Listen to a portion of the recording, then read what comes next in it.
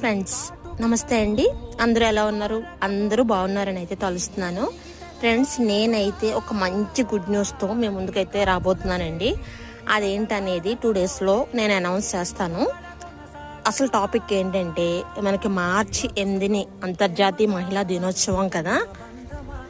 ఈ మహిళా దినోత్సవం సందర్భంగా నేనైతే ఒక మంచి కాంటెస్ట్ అయితే కండక్ట్ చేయబోతున్నానండి.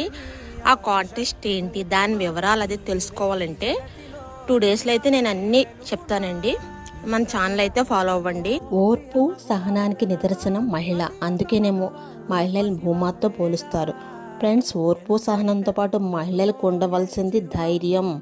ఎవరైనా అన్యాయంగా మన జోలికొస్తే మనకు ఉండవలసింది ధైర్యం, తిరిగి బుద్ధి చెప్పే గుణం. ఓకే ఫ్రెండ్స్, మీరు కనుక ఇలాంటి మంచి క్వాలిటీస్ ఉంటే తప్పకుండా ఈ ప్రోగ్రాంలో పార్టిసిపేట్ చేయండి. మీరు ఊహించని మంచి గిఫ్ట్స్ అయితే వస్తాయండి. నిజంగా మీరు ఊహించరు. ఈ ప్రోగ్రాంలో పార్టిసిపేట్ చేయండి. 2 డేస్లో అయితే మొత్తం అన్నీ నేను ప్రోగ్రామ్ సంబంధించిన విషయాలు అనౌన్స్ చేస్తాను.